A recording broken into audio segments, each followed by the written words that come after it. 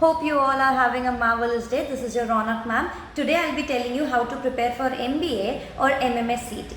So, first and foremost, when we get into a war, we need to know the strategy, we need to know the battlefield, right? So, MBA CT is no less than a battlefield. We must know how the examination is, what we have to do, what's the strategy and what's the preparation tips. First and foremost, the examination is a multiple choice question examination. It is a computer based test, CBT that we call. We have 200 multiple choice questions for 150 minutes. Now, this examination is more of an accuracy based examination. Unlike CAT where you have negative marking for wrong answers, there is no negative marking over here. It happens once a year.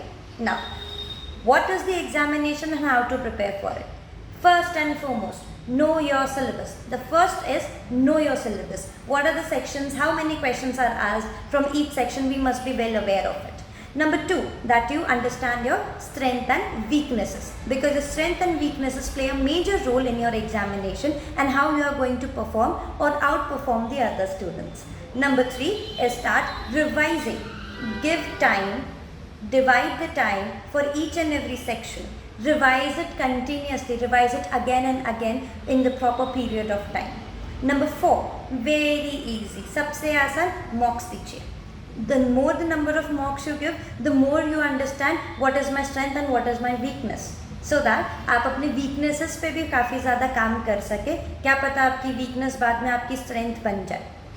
Next is that you analyse your mock. सिर्फ mock देना important नहीं है, mock को समझना भी important है कि mock में मेरे कितने मार्क्स आए हैं, कितने करेक्ट हुए हैं, कितने इनकरेक्ट हुए हैं और ये इनकरेक्ट क्यों हुए हैं, उसके ऊपर सोल्यूशन निकालना ज़रूरी है, सो दैट अगर वैसा ही क्वेश्चन आपके एग्जामिनेशन में आता है तो आप वहाँ पर गलतियाँ ना करें. एज इट इज़ सेड कि गलती एक बार हो तो गलती है, अगर बार बार हो तो वो आपकी चॉइस है. ठीक है. इसके बाद आपके जो डिफरेंट सेक्शंस है, right, for VARC if I से you must read a lot because VARC is based upon a lot of vocabulary and आपका ग्रामर अच्छा होना चाहिए, आपका vocabulary अच्छा होना चाहिए. जितना ज़्यादा आप पढ़ते जाएंगे उतना ज़्यादा आपको ज्ञान आएगा कि कौन से वर्ड्स कैसी कॉन्टेक्स्ट में यूज़ होते हैं. VARC एक ऐसा सेक्शन है जहाँ पे आपको कुछ लॉजिक लगाने की ज़रूरत नहीं है, बहुत ज़्यादा सोचने की ज़रूरत नहीं है, बहुत सारे फॉर्मूले याद रखने की ज़रूरत नहीं है. VARC में अगर आप पढ़ते हैं बहुत ज़्यादा, है ना, अलग अलग जॉनर्स पढ़ना शुरू करते हैं, न्यूज़पेपर्स पढ़ते हैं, आपके लिए उतना मोर देन सफिशिएंट है. अगर आप कोई फॉरेन वर्ड पढ़ते हैं या अगर ऐसा कोई वर्ड पढ़ लेते हैं जो आपने आज तक कभी नहीं सुना, तो आप एक बुक बना सकते हैं, उसमें वर्ड लिख सकते हैं, उसका सिनोनिम, उसका एंटोनिम और उसको एक कॉन्वर्जेशन में कैसे पुटअप किया जा सकता है. इस तरीके अब इट ह्यूमनली पॉसिबल नहीं है कि आप बहुत सारे वर्ड्स याद रखें, क्योंकि हर कॉन्टेक्स्ट में वर्ड का मतलब भी चेंज हो जाता है. लेकिन अगर मैं ऐसे पढ़ते रहूँ और बहुत सारे शब्दों को दिमाग में रखूँ तो मेरा VARC सेक्शन काफ़ी आसानी से सॉल्व हो सकता है ना. आप इन्फरेंस बेस्ड क्वेश्चन करते हैं, टाइटल बेस्ड क्वेश्चन करते हैं, लॉजिकल कोरोलरी सॉल्व करते हैं, आपके लिए बहुत ही आसान हो जाएगा VARC सेक्शन, क्योंकि इसमें सिर्फ और सिर्फ एक काम करना है, वो है पढ़ना.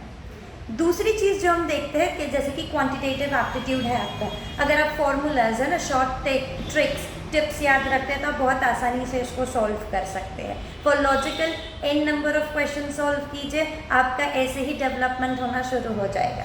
तो सारे ही सेक्शंस आसान है, बस इसको स्ट्रैटेजी वाइज अगर आप पढ़ते हैं तो आपके लिए हर एक सेक्शन बहुत आसान है और आपका परसेंटाइल डेफिनेटली हाई आएगा. ठीक है. आफ्टर दैट कि अब इस टाइम को, जैसे प्रेजेंटली अभी अक्टूबर चल रहा है, तो अक्टूबर टू दिसंबर आपने सारे टॉपिक्स को अच्छे से पढ़ना है. क्या टिप्स है, क्या ट्रिक्स है, वो पढ़ना है. ठीक है. After this when you complete a particular topic, right, you solve certain questions of it, कि अगर मैंने ये टॉपिक पढ़ा है तो इसके क्वेश्चंस करके देखता हूँ कि मुझे कितने जमते हैं, कितने नहीं जमते. After that in a period of a week और so what you can do is you can solve it again so that there is a brush up. Every time you brush things up, आपके concepts और clear होते जाएंगे. कई बार ऐसा होता है कि 2 या 3 कॉन्सेप्ट एक साथ मिलके नेक्सस भी फॉर्म कर लेते हैं, तो आपके पहले वाले टॉपिक्स भी क्लियर होना शुरू हो जाएंगे और जो अभी पढ़ रहे हैं वो भी. ओवरऑल आपके मॉक्स का स्कोर बढ़ना शुरू हो जाएगा. And when you get into the month of January and February, आप हर ऑल्टरनेटिव डे या हर कुछ दिनों में एक मॉक दीजिए, सो दैट यू अंडरस्टैंड कि आपकी स्ट्रेंथ क्या है और वीकनेसेस क्या है और मुझे किस सेक्शन पे सबसे ज़्यादा काम करना है, ठीक है। One of the best colleges available होते हैं आपके MBA CET से, JBIMS है, वेलिंगकर है, मुंबई यूनिवर्सिटी के कॉलेजेस है, amazing colleges. And one good thing is that there is no personal interview type of situation, or there is no VAT test or etc. You just give your CT, you score your percentile and you get into the college, right? What more good things can, what more things can happen with you? So it's always a great thing, and if you prepare for it continuously and religiously, you do it properly, you are going to be amazing.